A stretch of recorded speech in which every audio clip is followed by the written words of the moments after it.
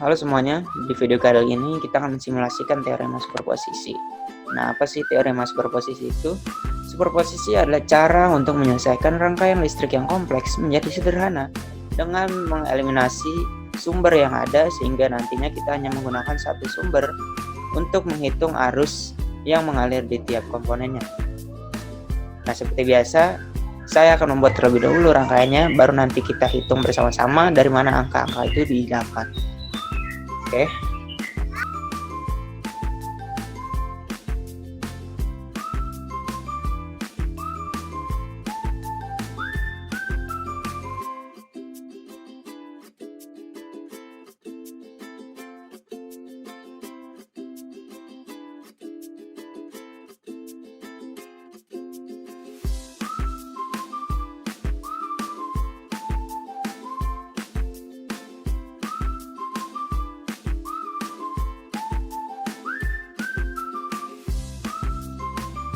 Nah, kurang lebih seperti ini rangkaiannya. Kita di teorema superposisi itu kan kita mengeliminasi sumber yang ada, ya kan. Di sini kita punya dua sumber. Sumber yang pertama 35 volt, sumber yang kedua 90 volt. Di keadaan yang pertama kita akan mengeliminasi sumber yang kedua untuk rangkaian di keadaan yang pertama. Kita dilihat seperti ini. Nah, ini juga dinamakan short circuit. Nah, di keadaan yang kedua kita eliminasi tegangan yang pertama. Tegangan yang pertama seperti ini. Saya rapikan dulu. Seperti ini kan. Dari mana sih angka-angka berikut ini didapatkan? Yang pertama, di keadaan yang pertama terlebih dahulu ya, kita hitung ya. Ada R1, R2, dan R3. Kita hitung dulu R paralelnya.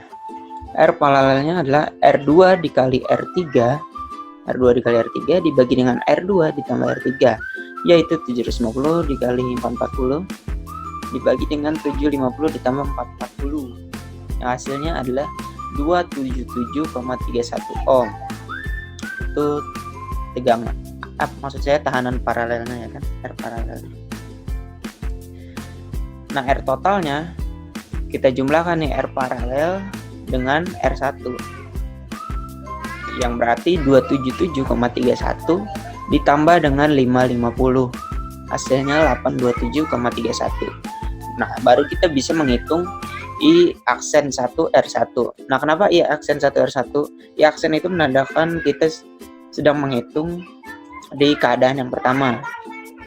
Nah, nanti di keadaan yang kedua itu berarti I aksen 2.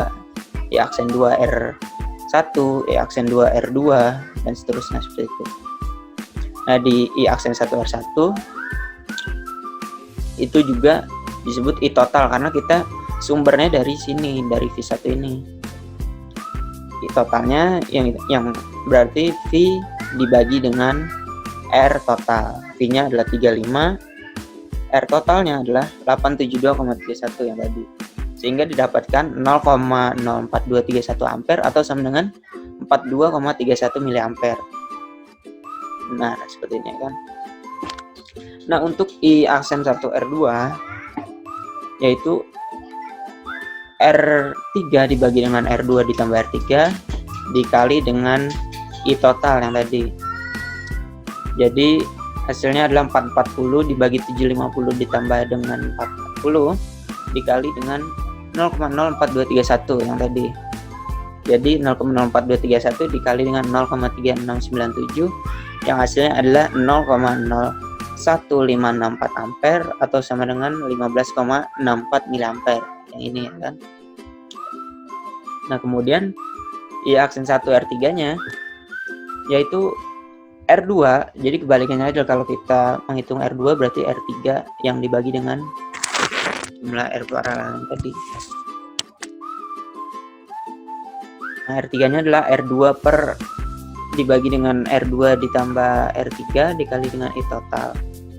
yang berarti hasilnya adalah 0,6302 dikali 0,04231 yang tadi kan, totalnya itu. Yang hasilnya berarti 0,0266 ampere atau 26,66 miliampere. Nah, untuk minus ini hanya sebagai penunjuk arah arusnya. Nah, karena ini arah arusnya ke bawah, berarti dia minus. Jadi minus ini hanya sebagai penunjuk arah arusnya ke bawah. Nah, di keadaan yang kedua ini kita lihat ini yang R1-nya adalah minus juga, itu berarti arahnya ke kiri karena kita menggunakan sumber V2. Nah, sekarang kita coba hitung yang keadaan kedua ya kan, dimana kita menggunakan tegangan yang kedua atau V2 90 volt ini. Keadaan yang kedua ini R paralelnya adalah R1.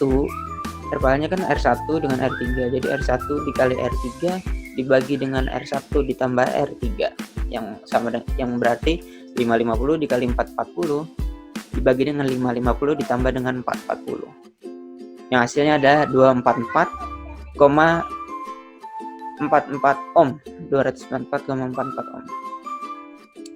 Ditambah, nah untuk R totalnya kita tinggal tambah dengan R2. Jadi 244,44 ditambah 750 hasilnya adalah 994,44 ohm. 994,44 ohm. Nah, kemudian baru kita bisa menghitung I aksen 2 R2.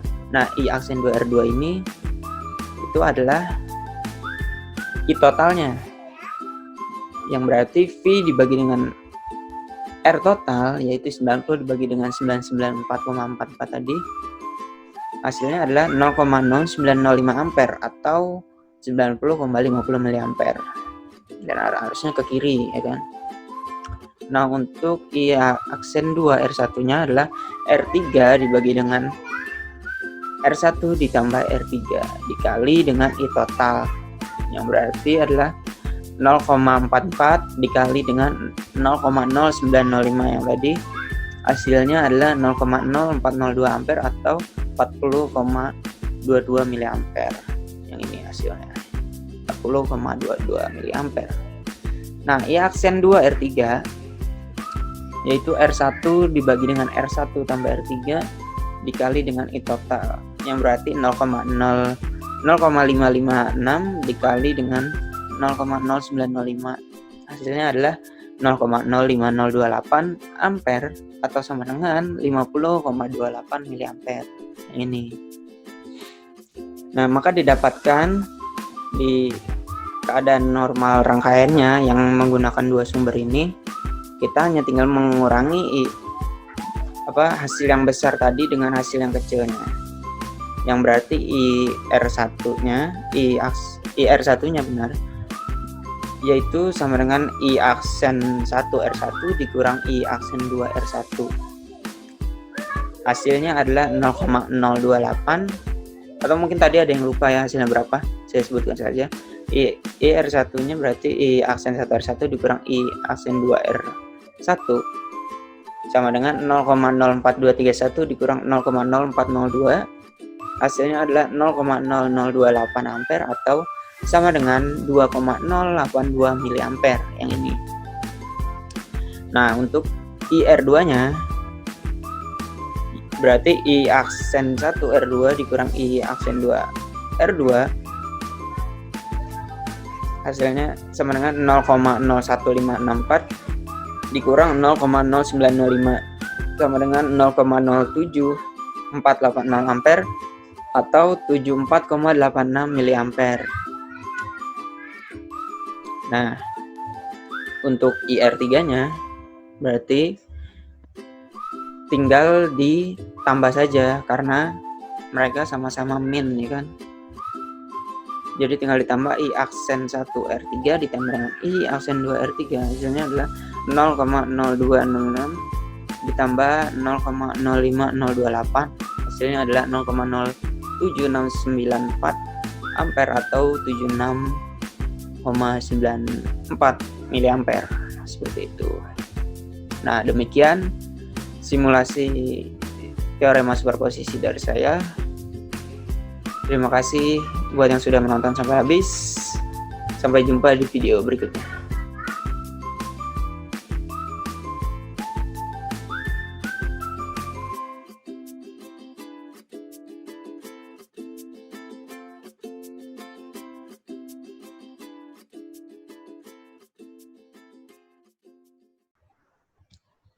Nah, kurang lebih seperti ini rangkaiannya. Teorema superposisi adalah mengeliminasi